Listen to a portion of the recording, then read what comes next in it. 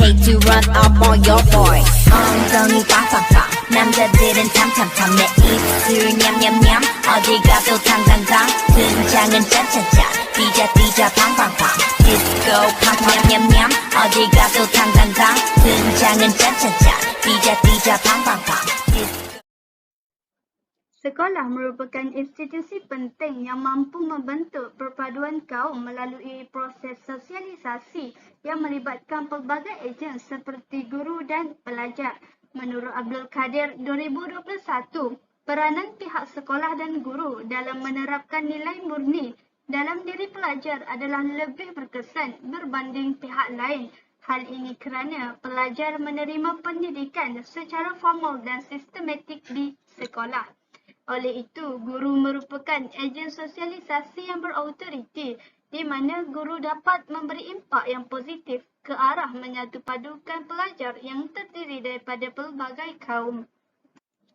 Selain itu, guru juga berperanan menanam nilai sosial dalam diri pelajar seperti sifat toleransi, sifat keterbukaan, kekitaan, hormat menghormati dan kerjasama antara kaum. Pada akhirnya, pelajar akan menjadi seorang individu yang mampu berinteraksi dalam masyarakat berbilang kaum, sama ada di sekolah ataupun di luar sekolah. Pada masa yang sama juga, sikap prasangka dan prejudis dapat dikurangkan. Pendidikan di Malaysia, khususnya pada peringkat sekolah, dilihat sebagai sumber yang penting dalam pembinaan negara bangsa. Pendidikan di Malaysia bertujuan untuk memupuk rasa kebanggaan kepada negara Malaysia dan semangat cintakan negara dalam kalangan rakyat Malaysia. Namun begitu, terdapat beberapa isu perpaduan kaum yang berkaitan dalam pendidikan di Malaysia. Antaranya adalah isu sekolah vernakula. Sekolah vernakula merupakan sekolah yang menggunakan bahasa ibunda kaum masing-masing sebagai bahasa pengantar. Malah, tujuan utama sekolah vernakula ini dibina adalah untuk mengekalkan identiti kaum masing-masing. Dalam konteks ini, banyak dakwaan yang mengatakan bahawa sekolah vernakula menjadi penghalang kepada perpaduan nasional yang akan menyebabkan pelajar-pelajar di Malaysia berpecah belah. Selain itu, pada 18 April 2021, gempar tentang satu berita dalam pendidikan yang berkaitan dengan kes pengasingan pelajar mengikut kaum dalam aktiviti kokurikulum dan sukan di sebuah sekolah Batu Pahat Johor, yang mana ia berpotensi untuk merencatkan usaha penyatuan rakyat Malaysia. Kejadian tersebut merupakan detik-detik perpecahan yang tidak seharusnya berlaku, khususnya dalam sektor pendidikan negara. Malah, tindakan sebegini pasti akan memecah belahkan anak bangsa Malaysia. Sepatutnya, kegiatan kokurikulum terutamanya sukan perlu dimanfaatkan bagi tujuan perpaduan kaum kerana sukan adalah alat penyatuan. Hubung kait isu dengan teori sosiologi. Isu pertama iaitu isu sekolah vernacular. Isu ini berkait rapat dengan teori konflik di mana ia telah menimbulkan jurang antara kaum.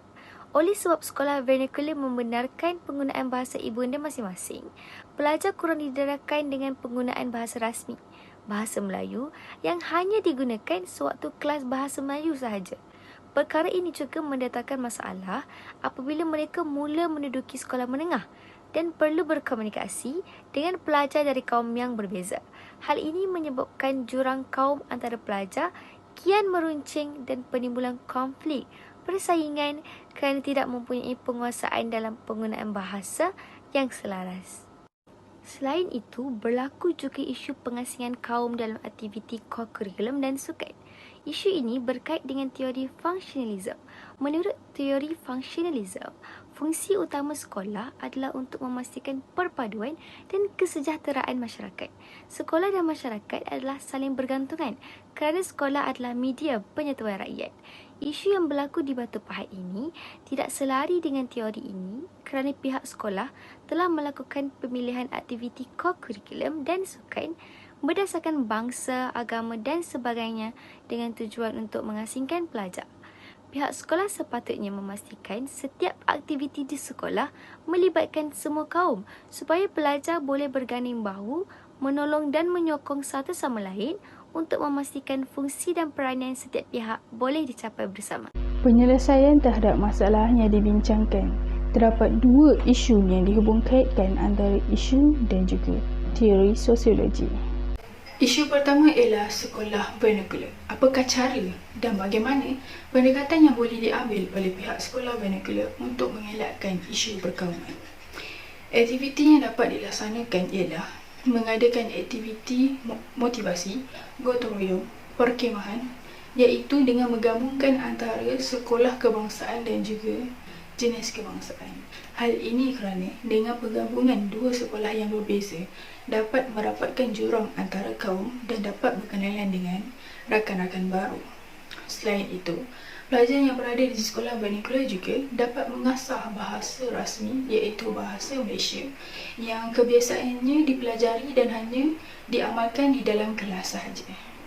Isu yang kedua ialah pengasingan kaum dalam aktiviti kurikulum dan sukan. Sekolah merupakan tempat aktiviti bersosial pelajar. Jika ada jurang antara kaum dalam aktiviti koku dan sukan, bagaimana mahu mencapai visi dan misi sekolah? Antara cara yang boleh digunakan ialah sekolah meletakkan syarat seperti setiap aktiviti sukan ataupun koku dalam kumpulan setidaknya mempunyai seorang ataupun dua orang anggota yang berlainan kaum. Dari syarat yang diletakkan, ianya akan mendatangkan pergabungan antara kaum supaya pelajar dapat menyokong satu sama lain. Dari syarat tersebut juga, pihak sekolah dapat memainkan peranan dan fungsi sekolah dicapai bersama. Secara kesimpulannya, tidak dapat dinafikan bahawa guru memainkan peranan penting dalam pembentukan perpaduan kaum dalam kalangan pelajar.